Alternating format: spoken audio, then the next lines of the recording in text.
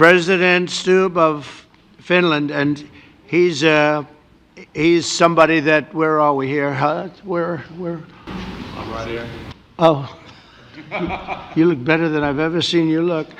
So I'm honored to welcome NATO Secretary General Mark Rutte, who's a great gentleman, great political leader in Europe generally, but now he's the NATO Secretary General, and you're doing a fantastic job. Thank you very much, Mark.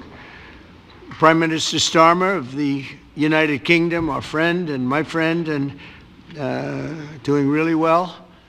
And people like him a lot. We all like him. Everyone knows President Macron of France, who's been with me from the beginning, one of the first people I met as a foreign dignitary, and I liked him from day one. And I like him even more now. That's pretty good. That's unusual. That's a pretty unusual thing.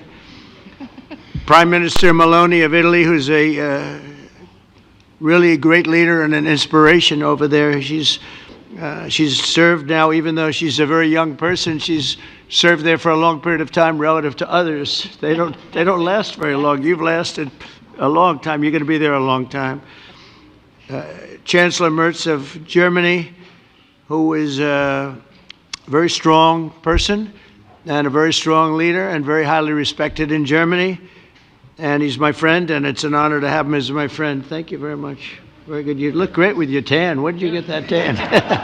I want to get a tan like that. That's true. President Stubb of Finland, and he's somebody that, where are we here? Where? I'm right here. Oh, you look better than I've ever seen you look. But you've done a great job, and we wanted to have you here because you're somebody that we all respect. And you've had a lot to do with the success, I think, and the potential success. And thank you very much for being here. We appreciate it. And the President of the European Commission, Ursula von der Leyen, who is somebody that we just made a big deal with all of those countries. I don't know. I think you might be more powerful than all these guys at this table. I don't know. But we had a great negotiation, and you're respected all over the world. So I want to thank you very much for being here. It's a great honor to have you. The Alaska Summit reinforced my belief that while difficult, peace is within reach, and I believe that in a very significant step, President Putin agreed that Russia would accept security guarantees for Ukraine, and this is one of the key points that we need to consider, and we're going to be considering that at the table also, like who will do what. Essentially, I'm optimistic that collectively we can reach an agreement that would deter any future aggression against Ukraine, and I actually think there won't be. I think that's even overrated, largely overrated, but we're going to find out. And I think that the European nations are going to take a lot of the burden. We're going to help them, and we're going to make it very secure.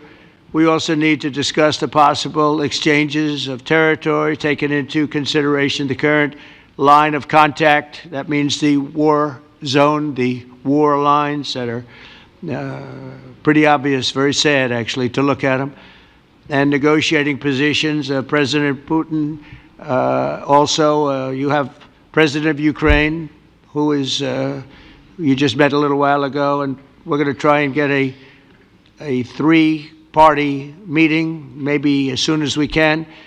And I have a feeling you and President Putin are going to work something out. Ultimately, this is a decision that can only be made by President Zelensky and by the people of Ukraine working also together in agreement with President Putin. And I just think that's very good things are going to come of it. So I hope we have a good meeting. And if we can have a good meeting, I'll set up a meeting with President Putin. And if you'd like, I'll go to that meeting. And not that I want to do that, but I will do that because we want to save a lot of people from dying. A lot of people are dying, and we got to save them. We've got to save it. 5,000, 6,000, 7,000 people sometimes a week. All of us would obviously prefer an immediate ceasefire while we work on a lasting peace, and maybe something like that could happen. As of this moment, it's not happening, but President Zelensky and President Putin can talk a little bit more about that. You know, in the 6 or so wars that we stopped, we haven't had a ceasefire. And so I don't know that it's necessary. You can do it through the war. but it would be, I like the ceasefire from another standpoint. You immediately stop the killing. But I believe a peace agreement at the end of all of this is something that's very attainable, and it can be done in the near future. With all of the wars that I got involved in, we only have this one left. Of course, as I walk out the door, there'll probably be a new one starting, and I'll get that stopped too. But I thought this was going to be one of the easier ones. It's actually one of the most difficult. They're very complex.